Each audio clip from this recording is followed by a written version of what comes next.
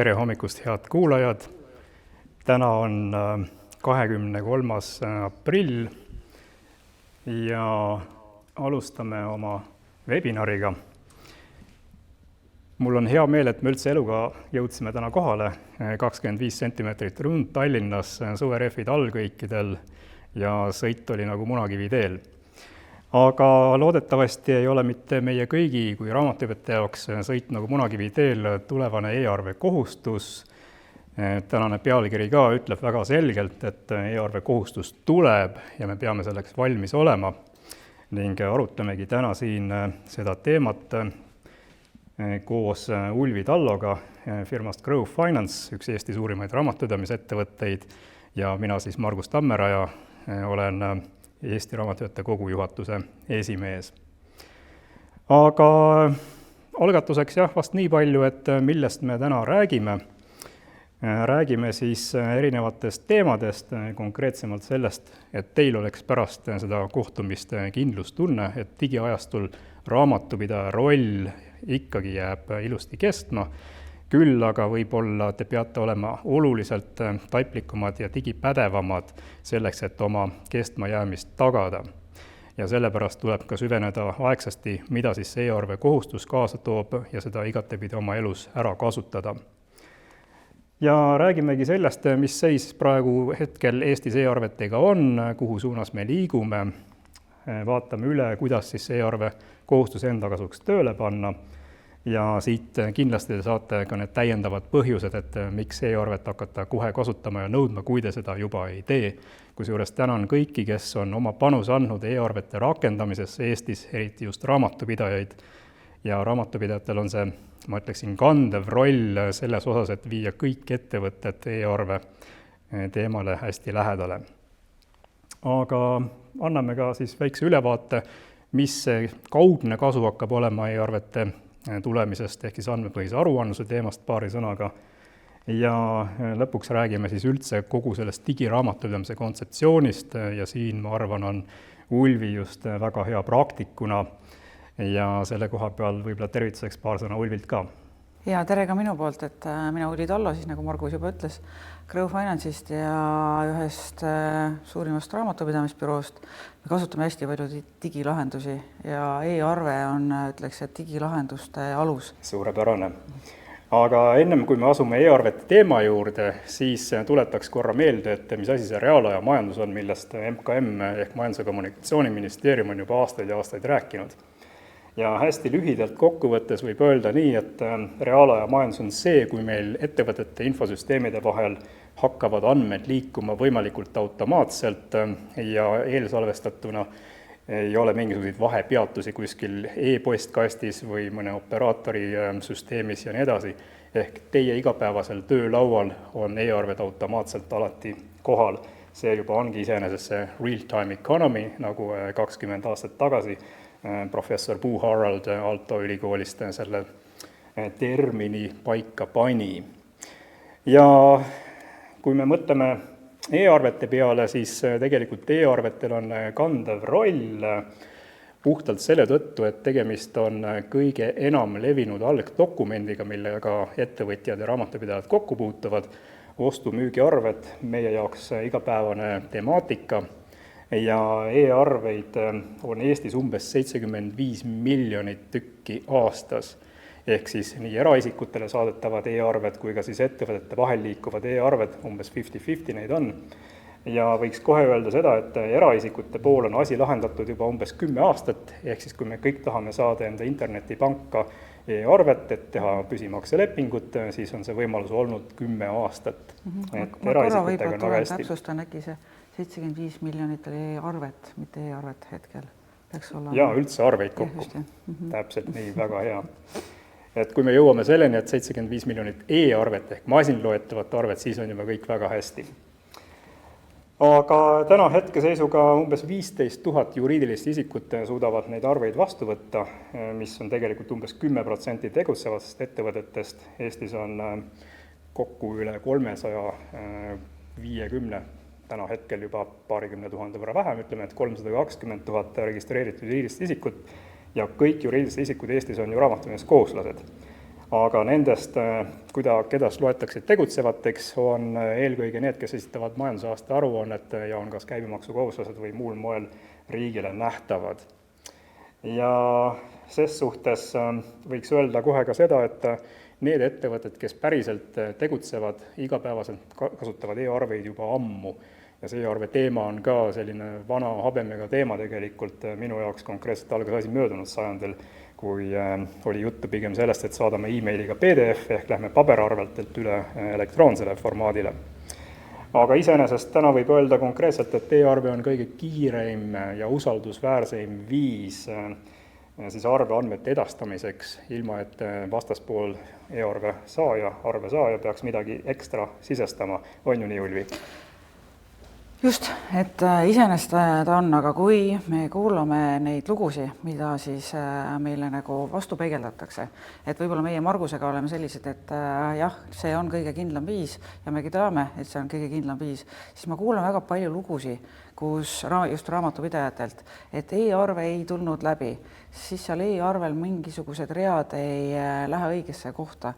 Et ma ütleks, et pigem on see teema, mis vajab edaspidi kindlasti lahendamist, aga sellegi poolest üleüldiselt, kui me mõtleme selle peale, et kui täna saadetakse meil, ma pakun 80% PDF-is ehk siis meilidega, kui palju läheb seal meilides kaduma, isegi ei kujuta ette, kui palju seal võib kaduma minna. Et saadetakse valesse kohta, aadressaat võib olla täiesti vale. Mul on endale väga palju kogemusi selliseid, kus ma lähen poodi, palun arvet, ma muidugi nagu, kui inimesi ümber ei ole, siis ma nagu ikka teen see, et jaa, palun e-arvet ja saan sealt väga huvitavaid vastuseid, mida ma võib-olla hiljem isegi jagan. Aga see, et üks viimatine kogemus oli mul, et ma läksin poodi, palusin arvet, e-arvet nad ei suutnud saata ja siis saatsid meiliga. Ütlesin, et paluks saata minu Ulvi meiliaadressile. Ei, me ei saa teie Ulvi meiliaadressile saata. Meie peame võtma teile äriregistrist selle meiliaadressi, mis on mingisugune info@Grow ja saadame sinna. Ma ütlen, halloo, meid on täna väga palju, et me ei leia sealt info@Growst ju kedagi üles, kes pärast hiljem peaks ka seda menetlema ja siis selle arvega edasi tegelema. Ehk seega see meilidega saatmine on ikka nagu kordades ja kordades palju suurem peavalu kui mõni e-arve, mis võib-olla, seal võib olla, et jääb vahest kuskile kinni, aga see protsent on üliväike. Täpselt nii. Et, jah. Ja nendest nüanssidest me kindlasti räägime ka tänase koolituse jooksul. Aga ütleks nõnda, et see PDF-arve on minu sõnul saatanast, sest kui me PDF-idest ei suuda loobuda, siis kogu see e-arvele üleminek jääb ka lipalopa niimoodi aastateks pidurduma, nagu ta siiamaani on jäänud.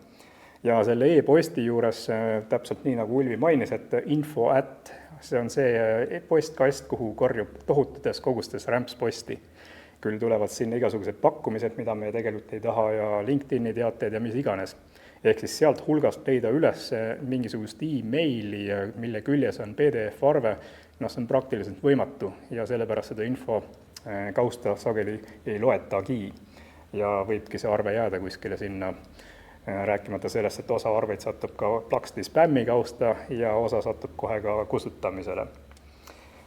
Aga e-arvete töötlemise osas tehti siin mõnda aega tagasi üks magistritöö TalTechis ja seal toodi väga konkreetselt välja, et see e-mailis olnud PDF-arve töötlemine, see on oluliselt kallim. Ehk siis vahe arvutati isegi välja konkreetselt sendi täpsusega, et 0,63 eurot on see vahe, mis siis on e-arvel võimalik kokku hoida võrreldes PDF-iga. Paberarvetest me tänapäeval üldse ei räägi, nende osakaal on juba nii tillukene. Et siis e-arve roll reaalaja majanduses on selles mõttes ülisuur, ülitähtis ja kui meie raamatupidajatena seda e-arvet ei propageeri, ei taha ise kasutada, ütleme, et seal on need väiksed barjäärid, mingid nüansid ja nii edasi, siis see asi ei liigu ka kuhugi. Aga täpsemad numbrid ka siin, nagu ütlesin, 15 000 on tänaseks umbkaudne arv, kes vastu võtab. Täpne number pärineb mul 22. novembrist eelmisel aastal, see on siis otse äriregistrist võetud info ja ma tõin välja ka need peamised e-arve vahendajad ehk operaatorid. Ja e-arve operaatoriks nimetatakse siis sellist teenusepakkujat, kelle kaudu toimib e-arve siis selle masin loetava XML faili liigutamine ühest raamatupidamissüsteemist teise. Ja tehniliselt näeb asi välja niimoodi, et mul on raamatupidamissüsteem, oletame näiteks Merit Activa, mis on Eestis enam levinumaid, ja seal ma koostan müügiarve, vajutan nuppu, saada e-arve ja selle peale siis automaatselt juba see Merit Activa läbi operaatori saadab e-arve vastuvõtjale ja kui vastuvõtjal on näiteks Standard Books või mõni muu raamatupidamisprogramm, siis see omakorda saab konkreetselt oma e-arve operaatori käest selle arve ilusti kätte ja oletame, et ühel pool on Telema, teisel pool on Finbyte, siis need operaatorid omavahel on seotud niinimetatud roaminguga, ehk siis operaatorid automaatselt saavad aru, milline raamatupidamissüsteem millise e-arve operaatori küljes istub. Aga nagu näete, need arvud ütlevad, et meil on tegemist suhteliselt ühtlaselt jaotatud e-arve operaatorite turuga. Finbyte'il väike eelis, siis on meil Telema ja registrite ja infosüsteemide keskus, kes pakub sellist teenust nagu e-arveldaja e-arvete serverteenus, mille taga istub mitukümmend erinevat raamatupidamistarkvara. Lisaks on siis meil turul ka Unified Post, endise nimega Fitec või Tella ja Unified Post, tema protsendid on natukene väiksemad, kuna nad teenindavad suurettevõtteid valdavalt. Aga Unified Postil on väga tore süsteem nimega BankUp, mille kaudu iga väike või mikroettevõtja saab ka tasuta e-arveid saata. Ja siinkohal peaks mainima, et on olemas ka üks hästi tillukene uus operaator, kes on orienteeritud majandustarkvaradele, Bilberry. Ja Bilberryga ühinemisel on siis barjäär majandustarkvara arendajate jaoks väga väikene, seetõttu ta on siin ka hakanud ilusti rolli mängima. Nii et need on need nii-öelda taustajõud, kes teevad võimalikuks, et üleüldse e-arved meil tehniliselt saaksid liikuda süsteemide vahel. Aga enamus Eesti majandustarkvaradest, ja me oleme siin kokku lugenud peas 70 erinevat nimetust majandustarkvarasid, kus on võimalik siis müügiarveid ühel või teisel viisil teha, on siis tänaseks ühinenud nende operaatoritega. Võib küll öelda, et paraku osadel on poolik ühinemine, ehk müügiarvet saata saab, aga ostuarvet vastu võtta ei saa. Nii et ses suhtes on arenguruumi veel üksjagu. Aga valdavas enamuses kasutusel olevatest raamatupidamissüsteemidest juba nimetatud Merit Activa, Standard Books, Directo, Smart Accounts, Simple Books, neil kõigil on müügiarve saatmise ja vastuvõtmise kohustus ilusti olemas. Nii et võib öelda, et tubli 100 000 juriidilisel isikul, kelle raamatupidamine on ilusti tarkvaras peetud, on see võimekus täiesti olemas. Aga üks barjäär, millest kohe võib siin rääkida, on teenuse hind. Kuidas sulle, Ulvi, tundub, et kas e-arve teenus on kallis? Loomulikult on e-arve teenuse hind võib alati olla odavam, aga võrreldes nüüd PDF ja meilindusega, siis see hind on ikka üliväikene. Et vahest ma küll imestan, et kui müügiarveid saadetakse, et sul siin on ka kirjas, et arve saatmine kuni 0,2 senti, või eurot, siis 0,220 lausa. See on 20 senti. Jah, just.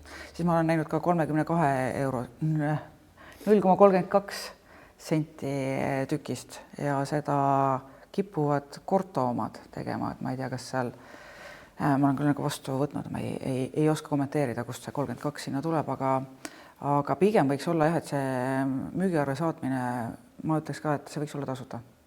Et sellel ei peaks olema hinda, et kui sa saadad seda müügiarvet, sest seal tekib natukene selline psühholoogiline barjäär, sest et müüja ei saa tõepoolest, me ei saa öelda, et ta ei saa üldse mingit kasu. Tema kasu on see, et arvatavasti laekumine tuleb kiiremini, tema võimalus saada raha kätte on kiirem, aga seda ei tunnetata võib-olla nii hästi. Et kui nüüd üldse siin midagi nagu vaadata ja teha, siis tõesti müügiarved peaksid minema välja tasuta, mida enamus programmides saab teha ja nendes programmides siis, kus ei saa või kus neid võimalused puuduvad, et tõesti tasuks mõelda, et müügiarvetelt võtta see saatmise kulu ära. kusjuures müügiarvete puhul, nagu ennist mainisin, päris mitmed teenusepakkujad pakuvad piiratud mahtu tasuta. Ehk siis seesama BankUp või Finbyte või konto.ee või mis iganes need pakkujad on, seal on võimalik siis saata näiteks kuni 5 arvet kuus täiesti tasuta teele. Küll aga on see probleem, et need arved tuleb sel juhul ka seal süsteemis endas koostada, ehk kui sul on raamatupidamistarkvara, siis on loomulik, et raamatupidamistarkvarast läheks e-arve automaatselt teele. Raamatupidamistarkvarade puhul meil oli siin üle-eelmisel aastal mitu arendajate ümarlauda ja seal ümarlaudades mina tegin ettepaneku, et pange see masinloetav e-arve saatmine kohustuslikuks. Ehk siis see on vaikimisi seadistus, mis võiks olla juba automaatselt peal, niipea kui süsteem näeb, et äriregistris on märge üleval, vastaspool suudab e-arvet vastu võtta, siis milleks enam küsida, et kas ma saadan talle e-arvet, see oleks suhteliselt mõttetu küsimus. Just, et see on sama, aga mida mina käin ja propageerin, et see kohustus võiks olla, peaks olema, ehk nagu tahaks öelda, et ikkagi peab olema, et selle aeg, mis kulutatakse nende arvete küsimisel, et saatke see õigesse kanalisse, see lihtsalt on nii meeletult suur, et see on see koht, mis täna teeb siis nii-öelda selle arve saatmise või vastuvõtmise kalliks. Et mitte iseenesest see saatmine ise, vaid just see suhtlemine seal vahel, kuhu ma saadan, kas ma saadan õigesse kohta ja kas ta siis tuli õigesti ja nii edasi. Ehk see koht on see, mis on kallis ja täna nii kaua, kui meil ei ole kohustust e-arvele, siis ma mõnes mõttes ütleksin, et e-arve on täna kallim, sest mina ise isiklikult olen kulutanud vahest tunde sinna, sest mul on lihtsalt natukene vahest selline võib-olla kõrgendatud huvi saada see e-arve ikkagi lõpuks kätte ja ma olen tõesti kulutanud tunde. Ja see tunnihind on juba väga kallis. Nii et kui mina hakkan tundi kulutama e-arve saamiseks, siis e-arve on väga kallis. Et see ongi nüüd pigem nagu see küsimus, et mida me mõõdame. Täpselt nii. Ja kui mõelda, kellega me siis suhtleme, siis vastaspoolel on sageli raamatupidaja, kes siis ütleb, et oi, ma pean mingid seadissi kuskil kliendikaardil linnukese panema ja ma ei tea kõike, mida tegema, mis on iseenesest ka justkui kulu, aga kui me kõik ühiselt selle kulu ära teeme, siis pärast on meil kõigil sellest tohutult palju kasu. Mõelge, kui palju me suhtlemise arvelt juba seda aega saaksime säästa. Just. Ma toon veel ühe näite, mida ma viimati sain, et meil oli täiesti kokkulepe juba hankijaga olemas, et e-arved saadetakse, e-arved tulid meile kohale, toimis väga hästi. Siis vahetus, mina nimetan operaator, aga tegelikult ma ei tea, kas raamatupidaja või raamatupidamisbüroo seal taga ja siis ühel päeval enam need e-arveid ei tulnud. Hakati saatma kuhugi meilidesse, kus võeti lihtsalt üks meiliaadress, mis on tavaline suhtlus meiliaadress ja selles suhtluse sees on hästi palju selliseid mingisugust infot, mida vahetatakse ja seal vahetavad 100 inimesed infot ja nüüd pandi see arve sinna vahele. Ega siis mina või see arve vastuvõtja ei saa teada, et mul nüüd järsku ühel päeval see arve enam ei tule sisse. Siis sa saad lõpuks teada, et kui ta hakkab küsima, aga ta ka küsis seal samases suhtluskanalis, mida nagu ma ei jõua seda vaadata, et kus käib 100 mingisugust suhtlusmeili läbi. Lõpuks nad ikkagi leidsid siis minu päris isikliku meili ülesse ja küsisid, et miks arve on maksmata, isegi mitu kuud oli juba maksmata. Siis ma alles hakkasin vaatama, et aga miks te hakkasite nüüd järsku valesse kohta saatma. Aga peale seda nad veel olid oma raamatupidamissüsteemi ehitanud, ma ütleks, et nii hästi ülesse, et arvet mina kätte ei saanud, aga viivise nad suutsid peale panna. Kuna arvesummad olid väikesed ja viivise summad tuleb ka seal selline võib-olla mingi 2-3 euri vahel, siis mind see solvas väga, et ei saada mulle õigesse kohta, te panete sinna viivised peale. Ma tegin neile presentatsiooni sellest, kuidas nad saaksid uuesti e-arve peale käima panna. Selle meili vahetus võttis tõesti päevi ja ma olin väga pahane selle raamatupidaja peale, kes oli suutnud ära soperdada sellise asja, raisanud minu aega ja siis ta paneb veel sinna viivise ka peale, mis ta jookseb küll nagu automaatselt. Ja nüüd ma peaksin põhimõtteliselt võtma uuesti selle teema ette ja hakkama tegelema sellega, et saaks viivised maha. No tõesti enam ei jaksa.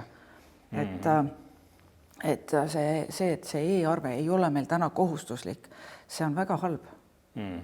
see on väga frustreeriv ja mul endal on olnud analoogilisi diskussioone eraisikuna, sest mul eraisikuna praktiliselt kõik arved, mida vähegi võimalik kommunaal- ja muude teenuste eest saada, on tellitud internetipanka. Ja ainult üks teenusepakkuja, kommunaalteenuste pakkuja, siis ütleb, et oi, aga sinna konkreetselt SEB-sse ei õnnestu saata. Ja siis ma õpetan seda raamatupidajat isiklikult, kuna ma võtsin ühendust ja tegelesin, et kuulge, et selleks tuleb teil sõlmida pangaga leping või veel parem, kui teil on see tore raamatupidamissüsteem, tal tõenäoliselt juba on see leping olemas. Ja ainus, mis te peate tegema, on siis vaatama, et reaalselt see tehniliselt läheks tööle pangaliides ning maksate siis iga arve saatmise eest, no on ta siis 20 senti või 15 senti või mis iganes, see on ju väike kulu. Ja kuude viisi niimoodi möllame ja mässame ja iga kord ütleb raamatupidaja, et kuule, nüüd seal SEB asi on aktiveeritud, et mine katseta ja ütle, kas on korras kõik. Mina login jälle SEB-sse sisse, vaatan, et telli e-arve ja ei ole seda kommunaalteenuste firmat, seal lõpuks lõin ma käega ja maksan siiamaani seda õnnetut PDF-i, mis tuleb mulle kuhugi isiklike meilide segapuntrasse ja siis ma pean meeles pidama, õnneks mul on selle jaoks Excel loomulikult, et mul on vaja mingisugust veearvet maksta. Nii et see tekitab tohutult palju niisugust väikest mõttetut tüli, see nii-öelda e-arve nõudmine sellele poolele, kes soovib seda saada. Jah, just, et täiesti samad kogemused ja millegipärast just need kommunaalarved, et nendega on päris palju tegemist ja seal taga olevad siis raamatupidajad miskipärast, nemad ei, nad ei saa sellest aru, kui palju nad tekitavad tööd meiesugustele, kes me tahaksime, et see liiguks automaatselt ja arved saaksid automaatselt makstud ja te saaksid teha õigele raha kätte. Et ma arvan, et me ei ole kahekesi. Meid on ikka nagu väga palju, kes tahaksid õigel ajal maksta, aga et see oleks automatiseeritud, sest see on, minu vaatest on see minu aja raiskamine. Täpselt et kui te saadate muud moodi. Ja nii eraisiku kui ka näiteks väikese MTÜ jaoks see e-arve tellimine internetipanka, see ongi tegelikult see nii-öelda automaatse arve tasumise tagaja. Sest kui mul on püsimakseleping peal, siis mina kui näiteks MTÜ omanik, kes ma olen tellinud endale e-arved, ei pea mõtlema mingisuguse prügiveoarve maksmise peale. Ja ma saan näiteks kord kvartalis kontrollida, et kas arved on olnud õige mahuga ja õige summaga, aga põhimõtteliselt võin ka rahulikult aasta aega lüüa käega, kui on tegemist tuntud teenusepakkuja, kes suudab e-arve saata ja püsimakseleping maksab seda minu eest. Tohutu aja kokkuhoid, võib-olla aasta aruannet tehes alles selle väikse MTÜ puhul, päriselt mul ongi nii, siis seal ma vaatan, et et siin on läinud maha mingisuguste prügivedajate arvet, kõik on ilusti parlanksis ja kõik on okei. Mina olen kulutanud täpselt 0 sekundit aasta jooksul nende arvete tasumisele. Ja selle koha peal, kui keegi ütleb seal näiteks kommunaalteenuse firma puhul öelda, et oi, see on jõle kallis, et 20 senti arve näiteks või mis iganes, siis kuulge. Meie kõigi aeg on oluliselt tähtsam ja me ei saa seda aega tagasi, kui me jaurame kogu aeg, et kuidas seda e-arvet peaks tegema, saatma ja mismoodi seda tehnilist üles panna. See raha on ammu kulutatud 10 kordades rohkem, täpselt nii, nagu ka Ulvi räägib. Aga mis see e-arve kohustus ikkagi siis tähendab? See ilmselt kõige põletavam küsimus. Täna on e-arve kohustus väga selgelt formuleeritud ära raamatupidamise seaduses, ehk siis paragrahv 7 masintöödeldav algdokumendi vorming esitamise tingimused, siin lasin ekraani peale ka. Ja kauba võõrandamisel või teenuse osutamisel siis riigi raamatupidamiskohuslasele tuleb esitada masintöödeldav arve ehk siis edaspidi e-arve.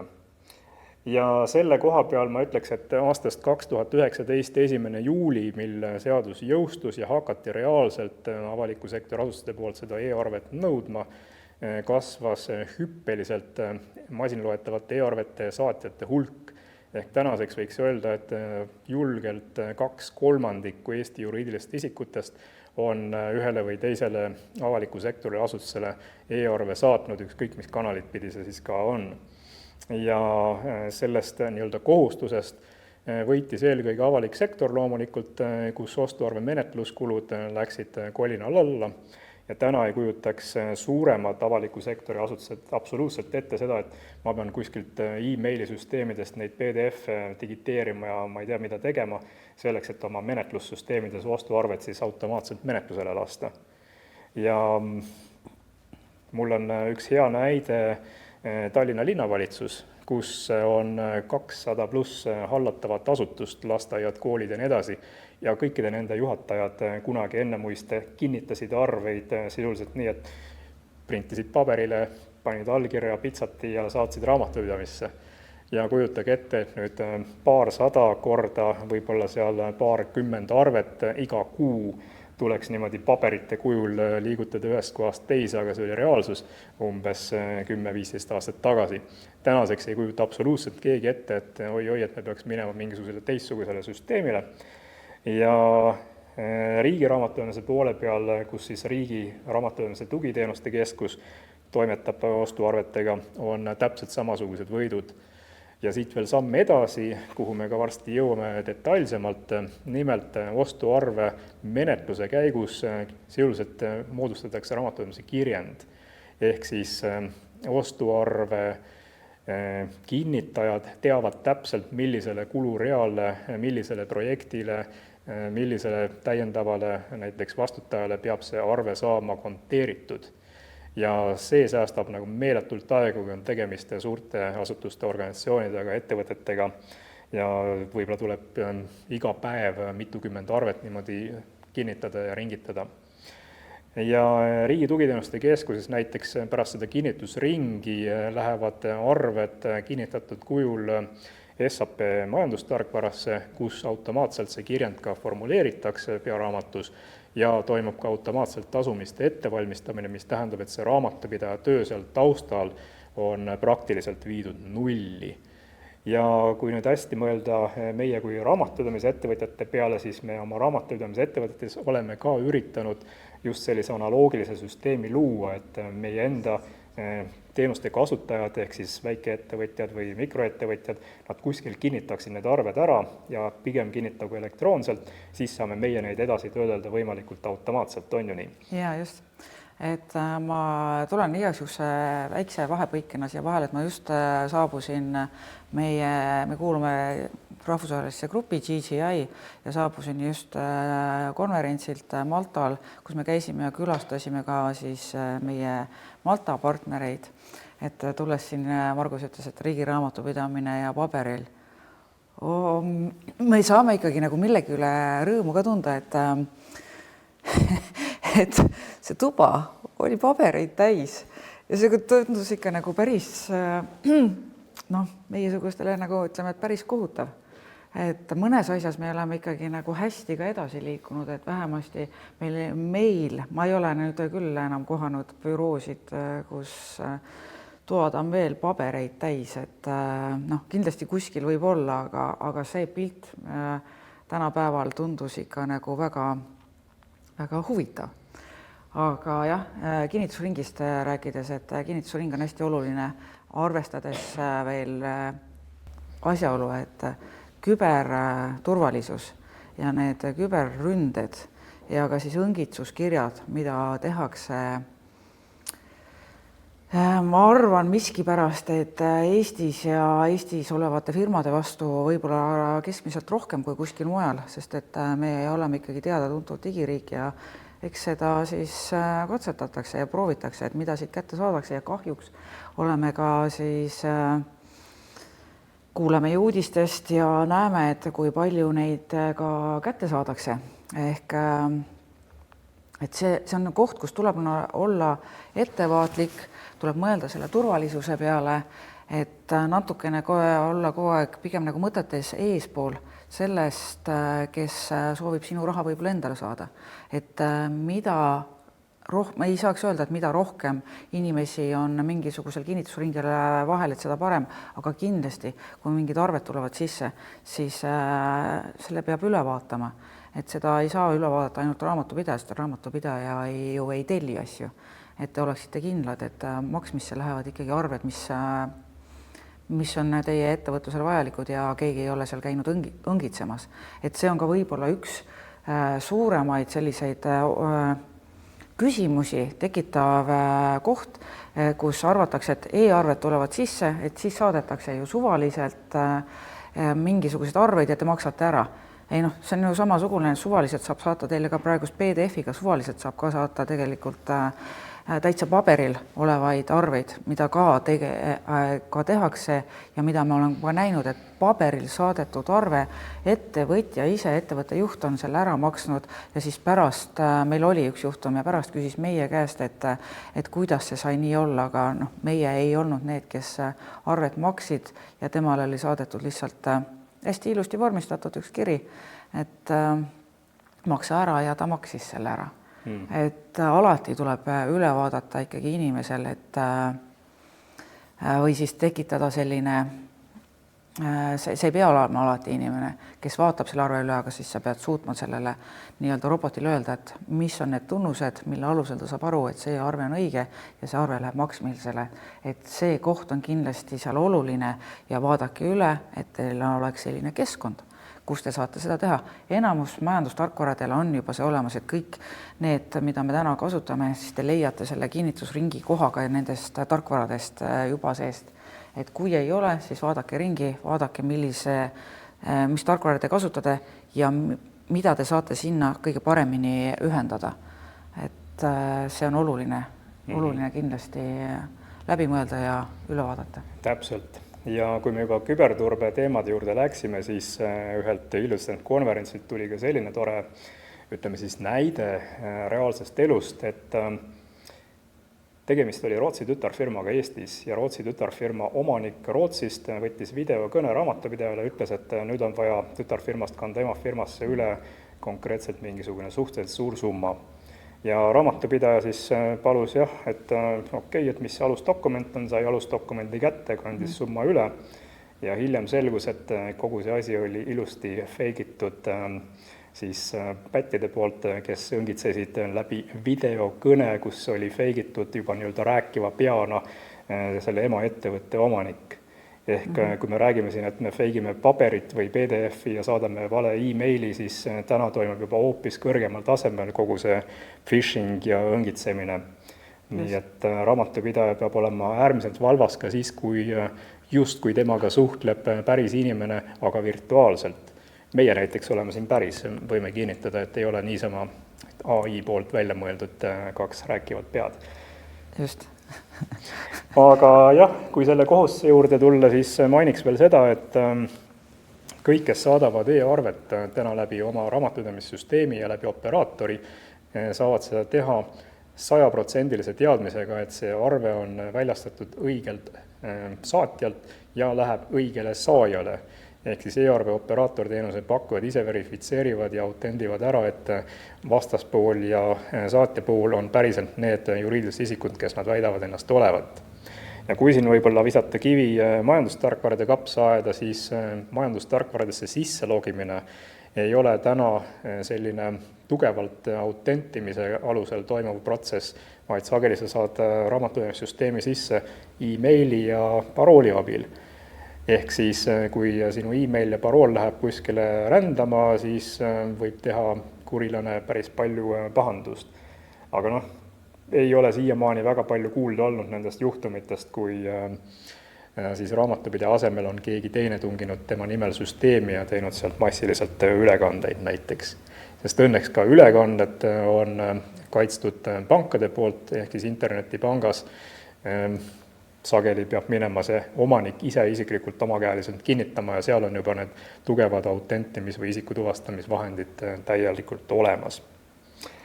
Jaa, aga e-arve kohustus täna on siis eelkõige saatmise kohustus. Kui me nüüd vaatame seda, et mida see saatmise kohustus tulevikus tähendab, siis uus seaduse muudatus sõnastab selle paragrahvi ümber. Vana paragrahvi sõnastus lõige 7 kaob siis ära ja uus sõnastus ütleb väga lihtsalt, et võib nõuda müüjalt e-arve esitamist. Ja siis see asi pööratakse ümber, ei ole kohustus saata, vaid on saajal õigus nõuda. Ja see õigus nõuda tuleneb tegelikult sellest, et mul on äriregistris pandud üles minu e-arve vastuvõtu operaatorkanal ja kui see on mul seal püsti, siis iseenesest ma juba olengi avalikkusele teatanud, et ma soovin saada masinloetavaid e-arveid, saatke need mulle sellesse kanalisse. Et see on see võimalik tõlgendus.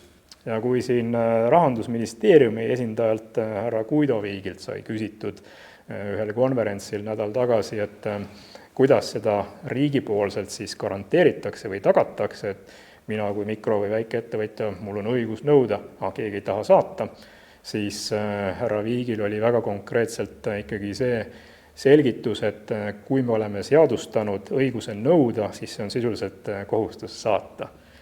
Nii et lugege seda lauset pigem kui kohustust e-arvet saata. Ja siin tõlgenduse puhul tuuakse esile ka seda, et kauba või teenuse eest tasumiseks see moment, kui täna võivad, ütleme siis inimesed ka pahatahtlikult öelda, et ma ei ole sinu e-maili PDF-arvega kätte saanud, ma ei saa tasuda, niivõrd tüüpiline, mida me kuuleme praktiliselt iga nädal või üle nädala, siis tegelikkuses võib tulevikus öelda, et e-arvet ei ole kätte saanud ja ei maksa puhtalt ka siis, kui ma selle PDF-i e-mailiga olen kätte saanud. Ehk mina ostjana olen positsioonis, kui ma võin keelduda mingisuguses muus formaadis arve maksmisest. Ja see on nüüd selline vaidluskoht, kus võib öelda, et aga vaata, neid suhteid ostja-müüja vahel reguleerib hoopis tükkis võlaõigusseadus, mitte raamatupidamisseadus, ja siin võib tekkida hulganisti selliseid vaidlusi, et kui näiteks ettevõtja keeldub nendest e-mailiga tulnud PDF-arvete maksmisest, öeldes, et aga ma päriselt ei ole saanud e-arvet oma raamatupidamissüsteemi, ma ei näe su arvet, ma ei pea seda e-maili vaatama, e-maili vaatamine teadupärast ei ole kohustuslik, ja PDF-arvete maksmine seega võib ka öelda, et ei ole otseselt ju kohustuslik. See on meil lihtsalt vastastikune kokkuleppe täna. Ja kui me oleksime juba ammu olnud resoluutsemad ja keeldunud nendest e-maili PDF-arvete maksmist, öeldes, et me ei ole sinu arvet kätte saanud, siis ma arvan, et oleks juba ammu liigutud selle e-arve vabatahtliku kasutuselevõtu poole. Või kuidas sa arvad? Ma lihtsalt olen näinud nii palju erinevaid inimesi ja nii palju erinevaid arvamusi, et ma ei ole nagu selle koha peal nii optimistlik, et kõik inimesed mõtleksid ühtemoodi või hakkaksid ühtemoodi mõtlema, et vabatahtlikult. Et jah, ma olin suht naiivne kunagi, aga kogemus on lihtsalt näidanud, et see ei tööta vabatahtlikkuse alusel. Et meie alustasime juba esimesed e-arved, me saime sisse 2010 või isegi 2009, midagi sellist. Ja arvasin, kui esimesi neid nägin, jube tore, kõik ju saavad aru, kui sa oled ühe korra saanud e-arve sisse, siis sa saad ju aru, et see on oluliselt lihtsam sulle endale, sa ei pea nii palju aega kulutama nende konteerimistele ja muudele asjadele, kõik saavad aru. Täna me oleme aastas 24 ja täna ma pean kahjuks ütlema, et ei saad aru. Et see on see, mis võtab mul seda optimismi maha, et vabatahtlikkuse alusel inimesed hakkaksid tegema midagi teistmoodi, sest muutused on alati keerulised. Need on osadele inimestele suhteliselt lihtsad ja arusaadavad, aga enamusele nad pigem ei tahaks neid muutusi ja tahaksid teha samamoodi, nii nagu kogu aeg on tehtud. Aga kahjuks nüüd me täna ikkagi oleme liikunud sinnamaani, et ma loodan, et ka nüüd e-arveid hakkab siis ka edaspidi päriselt liikuma ja hakkab liikuma ka siis erasektoris, et täna see arv, mis e-arvete näol liigub, on ikka üliväikene, et see on ebamõistlikult väikene. Täpselt nii. Ja majandustarkvara inimesed on vahest välja toonud ka neid numbreid ja need protsendid, mida masinloetavad e-arved moodustavad kogu nende süsteemide vahel liikuvatest arvetest on sageli alla 10. Ehk siis nad näevad, et reaalselt ikkagi inimesed tahavad oma neid PDF-e töödelda rõõmsalt edasi. Kuigi ka neid PDF-e digiteeritakse suures osas ja need PDF-id seetõttu muutuvad justkui e-arveks süsteemi jaoks. Siin vahepeal muide on olnud üks huvitav küsimus või isegi paar, nimelt teema selles, et e-arve külge ei saa panna lisadokumente. Et siis, kui mul on vaja mingi akt saata vastavalt lepingule või mingisuguseid muid lisadokumente, siis e-arve ei kannata seda nii-öelda välja, e-arves ei ole seda kohta. aga selle koha peal võiks öelda, et Euroopa Liidu e-arve standard näeb ette ka sellise võimaluse, et neid lisadokumente saab sinna e-arve nii-öelda faili või XML-i juurde panna, mis tehniliselt tähendab siis, et peab olema ka võimekus vastu võtta neid lisadokumente majandustarkvaras. Et siin võib-olla majandustarkvara arendajatele väike teema, et kui tuleb siis suurem pakett, kus ei ole mitte ainult see arve iseenesest, vaid ka lisadokumendid, et kuidas neid siis ilusti kuvada.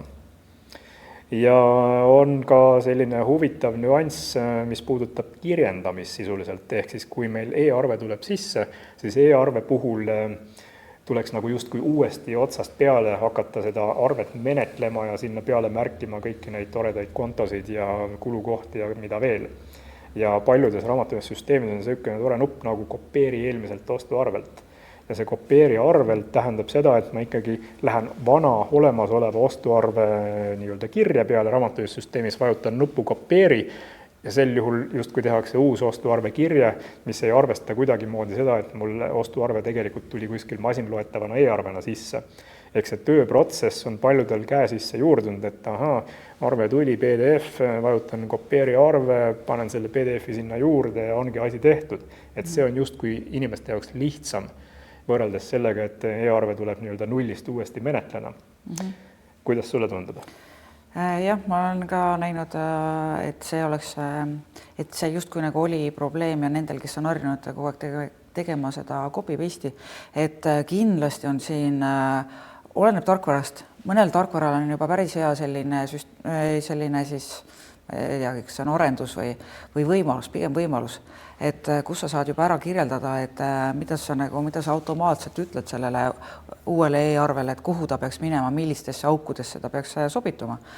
Et kui teil on nii-öelda selline vana aegunud tarkvara, kus te ei saa seda siis nii-öelda kirjendada sellele tarkvarale, siis variant 1 on rääkida tarkvara arendajaga, et nad tekitaksid sellise võimaluse. Variant 2, vahetada tarkvara, mis võib olla väga nagu suur ja peavalu tekitav küsimus. Aga päeva lõpuks on see, et me kõik areneb. Areneb ka see, kuidas saadetakse e-arveid, mida e-arvele saab külge panna, milliseid väljad saavad nagu paremini täidetud, sest ka meie näeme täna, et ega sellel e-arvel on ka selliseid puudujääke, et sul kõik informatsioon, mis seal küljes on, ei lähe võib-olla vahest nagu õigesse auku. Meie nimetame seda ei matchi nagu sellega, mida sealt välja saadeti. Et arenguruumi on kindlasti kõigil, jah. Et aga see on pigem see, et vaata, mõtle kaasa, kuidas sa saad teha siis edaspidi targemaid otsuseid, kuidas sa saad edaspidi teha targemat tööd, kuidas sa saad ära automatiseerida selle e-arve, mis sul sisse tuleb, et copy-paste, ütlen täna, see on vana tehnoloogia. Vana selle pealt copy-paste'iga teha arvet, see on ikkagi nagu aja küsimus, millal te sellest loobute. Et see ei ole jätkusuutlik.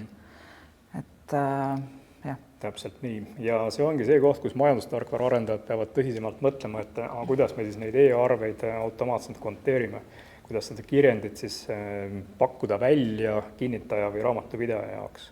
Just, et mida rohkem on meid, kes me kasutame seda rohkem me toome ka neid veakohti välja ja seda parem info läheb ka siis arendaja lauale, et mida tema peab tegema, et mis on need prioriteedid, et kui meiega alustasime, siis me olime üksikud ja ikka põrkad, need, kes on esimesed, need alati põrkavad selle teemaga, aga keegi teine ju ei vaja, mitte keegi teine ei vaja, selleks meil ongi teid vaja, meid kõiki, et me siis kõik nagu pushiksime, ehk lükkaksime tarkvara arendajaid, et tehke see valmis, sest meid on palju. Me kõik vajame neid lahendusi, et me saaksime paremini kirjeldada, et me saaksime automatiseerida, ehk need arved suhteliselt automaatselt tuleksid sisse ja raamatupidajate, ma ei ole näinud väga palju neid inimesi või neid raamatupidajaid, kelle paneb silmas ära just see, et ma saan hirmsasti neid tuhandeid ostuarveid kirjendada kogu aeg samamoodi, nii nagu ma olen teinud juba 10, 20 või 30 aastat, täpselt samamoodi. See ei ole midagi sellist, mis nagu, see on nüüd, ma olen nüüd teinud, ma olen nüüd hea raamatupidaja, ma olen 30 aastat täpselt ühtemoodi sama liigutust teinud, et see on arenguruum kõigile, et sa õpid uusi võimalusi, uusi võtteid, et ma loodan, et see nagu paneb ikkagi, sa näed iseenda arengut ka, minu arust see on nagu see koht, mis teeb selle töö ägedaks ja paneb silma särama, ma vaatan, et Margusel silmad juba säravad, sa mõelda nagu päriselt sellele väljundile, mis raamatupidamine annab nendele kogu sellele aruandlusele, mis juhtimisinfot sealt välja tuleb ja pigem mõelda seda, et kuidas ära automatiseerida see töö, mida tegelikult vahest on seda hea teha, jah, et iga päev ei pea tegema, et hommikust õhtuni on kogu aeg mingi uus lahendus. Sa ei suuda, sa vahepeal vajad seda rutiini ka sinna vahele, aga küll see rutiin ka jääb. Küll meil seda kohta ka jääb, aga et see rutiin ei tapaks, ei võtaks su elu üle. Ja palju paremad rutiinid on hoopis olemas ju selle näol, et sa annad ettevõtjale sisulist nõu rohkem ja rohkem, sa süvened sellesse, mis seal ettevõttes päriselt toimub, mis nende numbrite taga on, mitte ei ole lihtsalt see inimene, kes konteerib õigesti, teeb aruande õigesti ja that's it. Jaa, aga e-arve tagabki andmekvaliteedi, võiks öelda kokkuvõtlikult. Sisuliselt liiguvad ju ühest süsteemist andmed teise ja automaatselt ja ei pea enam neid topelt sihestama. See on see ühekordse sihestuse printsiip, millest räägitakse. Ja lisaks võib siis esitada ka detailseid toote või teenuse kohta käivaid parameetreid, siis müügiarve kuskil arveridade detailides, mida saab koostada näiteks erinevate kestlikkuse aruannete juures. Pikemate tarneahelate puhul liigub tegelikult arve ju läbi mitmete erinevate juriidiliste isikute ja juhul, kui näiteks tootja saadab hulgimüüjale, hulgimüüja saadab jaekaupmehele ja jaekaupmees saadab edasi mikroettevõtjast ostjale, siis selle konkreetse toote detailandmed võivad liikuda seal e-arve rea peal läbi kõikide nende ettevõtete raamatupidamissüsteemide ilma, et keegi peaks ekstra neid kuskil sihestama ja üle kontrollima. Ja iseenesest need toote või teenuse detailsed parameetrid Euroopa Liidus on üks selline tore projekt, mille nimi on digitaalne tootepass ja kes siis seda digitaalset tootepassi tulevikus rakendab, ta ei pea ka sinna arverea peale absoluutselt kõiki parameetreid toote või teenuse kohta panema, vaid suur hulk parameetreid võib olla keskses andmehoidlas, kus on siis võimalik alati pöörduda ja vaadata, et ahaa, et selle toote konkreetselt mingisugune süsiniku jalajälg olivat selline ja kasutada seda siis oma kestlikkuse aruandluse täitmisel. Ja see kestlikkuse teema on tegelikult üks võib-olla liikuma panemaid jõude ka e-arvete puhul, sest kui hakkavad suured ettevõtted, mida Eestis on võib-olla siin paarsada, hetkeseisuga loetakse tubli 300 firmat, kellel tekib reaalne kohustus kestlikkuse aruannet esitada. Aga kust need andmed tulevad? Need andmed tulevad sageli nende teenusepakkujatelt ja seetõttu tuleb ka teenusepakkujalt nõuda palju detailsemalt sisendit ja see sisend peab siis olema just nimelt seal e-arve peal, et oleks võimalik automaatselt ka sellel päris aruande kohuslase suurel ettevõttel asjad kergemini kokku panna, mis tähendab, et see kestlikkuse aruandluse nõue kaudselt avaldub kõigile, kes suuremate ettevõtete organisatsioonidega kokku puutuvad. Ja siit omakorda, kui me nüüd e-arvest räägime ja digitaalsest tootepassist, mis peatselt võiks tulla, siis need reaalaja majanduse komponendid saavadki jälle selle konkreetse sisu, et me ei pea inimestena käsitsi midagi kuskil süsteemides sisse toksima või täiendavalt üle kontrollima. Saame usaldada seda infot, mis on siis kesketes andmebaasides. Ja reaalaja majandus iseenesest tuginebki ju sellele, et meil on väga palju kokkuleppeid, seesama e-arve standard, mis on Euroopa Liidu tasandil kokku lepitud, aga Eestis konkreetselt on mõeldud ka selle peale, et kuidas näiteks esitada majandusaasta aruannet võimalikult standardsel kujul masinloetavana. Päriselt on olemas võimalus juba tubli 10 aastat või isegi rohkem saata majandusaasta aruande andmed XBRL faili kujul. Ja see XBRL fail iseenesest ei ole mitte midagi muud kui kokku lepitud majandusaasta aruande struktuuri elementide kirjeldused ja kui me raamatupidamiskirjendid koondame vastu neid majandusaasta aruande elemente, siis me saamegi enamuse majandusaasta aruandest nii-öelda masinloetaval kujul oma raamatupidamissüsteemist saata otse äriregistri infosüsteemi.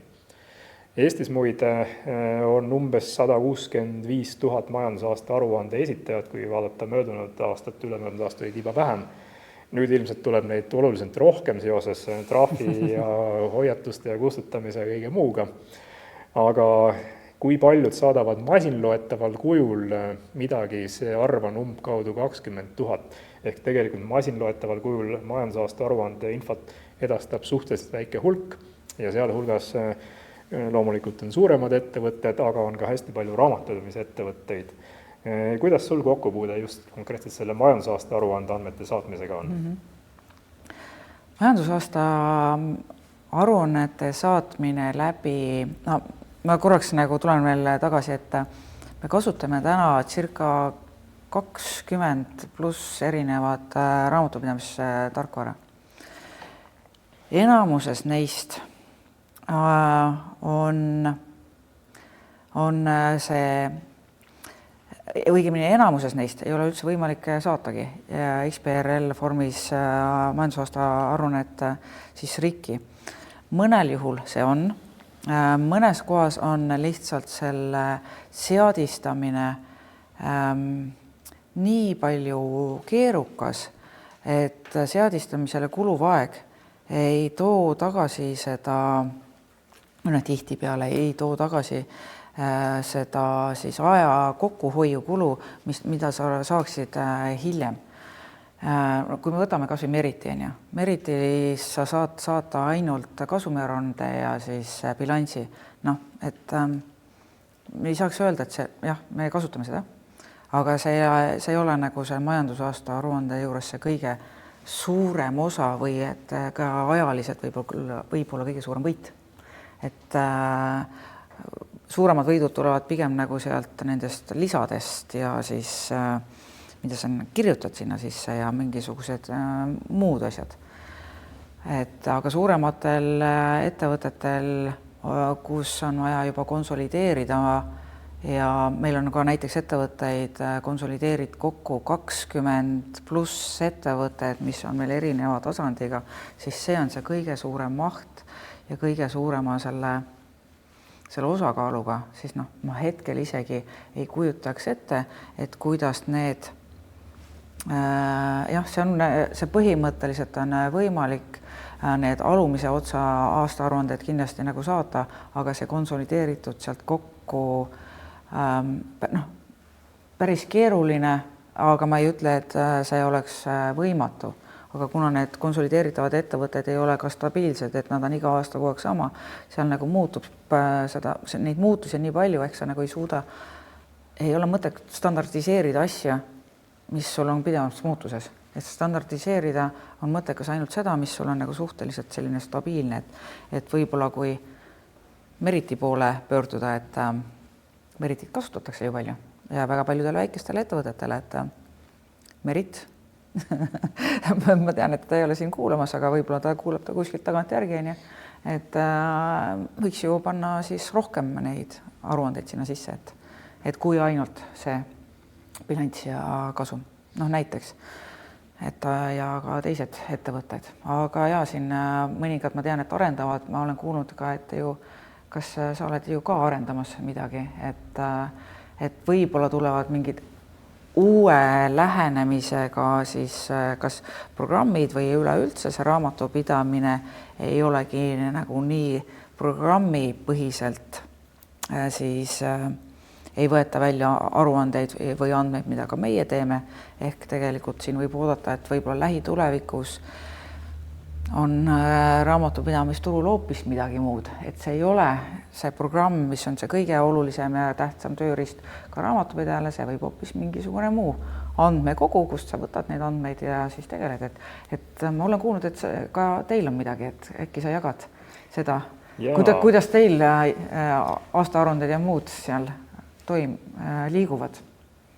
Konkreetselt me liigumegi nüüd selle toreda teema juurde, et andmepõhine aruandlus ja e-arved ja iseenesest kuna need andmed liiguvad nüüd müüja-ostja süsteemide vahel automaatselt, siis on küsimus, et kas see kirjend, mis tekib automaatselt, on õige või mitte.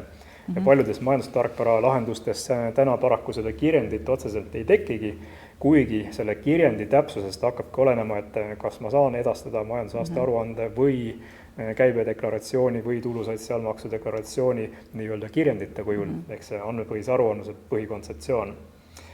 Ja praktikas ongi see koht, et täna majandusaasta aruanne ehk siis registrite infosüsteemide keskus juba nad loovad seda prototüüpi, et saaks hakata esitama agregeeritud raamatupidamiskirjenditena sedasama infot, mida täna korjatakse siis selle XBRL faili või käsitsi sissestatava vormi kujul. Maksu- ja Tolliamet muide kuulutas ka välja, et nad praegu tegelevad käibedeklaratsiooni ja DST-ga, ehk siis tulu- ja sotsiaalmaksu deklaratsiooni andmepõhiseks viimisel, mis tähendab ka, et me saame tulevikus siis esitada need raamatupidamiskirjendite koondid andmeplokkidena. Ja sama lugu on ka statistika küsimus, meie lemmik Ecomar, mida ilmselt õnneks kõik ettevõtted täitma ei pea. Aga Ecomari puhul sama lugu, et kui meil raamatupidamiskirjendis on vajalikud tunnused kõik olemas, siis ka Ecomari saaks raamatupidamiskirjendite baasilt automaatselt kätte. Ja kuna nüüd see XBRL GL ehk Extended Business Reporting Language Global Leisure Framework, pikk lohisev ingliskeelne termin, on iseenesest kokku lepitud üleilmselt, kuidas võiks esitada automaatselt börsiettevõtte oma majandusaasta aruande andmeid siis börsiettevõtete kohta näiteks börsi infosüsteemidesse, siis seda XBRL GL-i arendatigi edasi selle mõttega, et aga selle majandusaasta aruande ühe rea taga on ju suur hulk raamatupidamiskirjendeid ja seda kirjendit peaks ka saama käsitleda standardsena ja see ongi üks nendest reaalaja majanduse teemadest, et kuidas leppida kokku, et kõik majandustarkvarad suudavad raamatupidamiskirjendi endal, ütleme siis sisemisel kujul teisendada selleks XBRL GL formaadiks, mis võimaldakski seda, et see andmepõhine aruandlus hakkaks reaalselt toimima.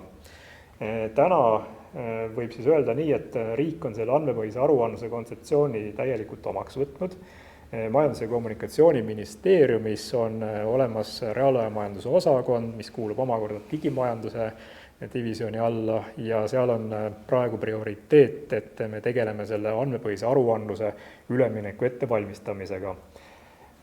Kõige suuremat rolli võib-olla mängibki seesama majandustehingute osa, ehk kõik ettevõtted peavad ju esitama majandusaasta aruannet, käibedeklaratsioone peavad esitama umbes 120 000 käibemaksukohuslast, tulu- ja sotsiaalmaksudeklaratsiooni peavad esitama kõik, kes teevad mingisuguseid väljamakseid, on nad siis töötasud või dividendid või muu, või siis hoopistükkis see erisoodustus, meie lemmikteema.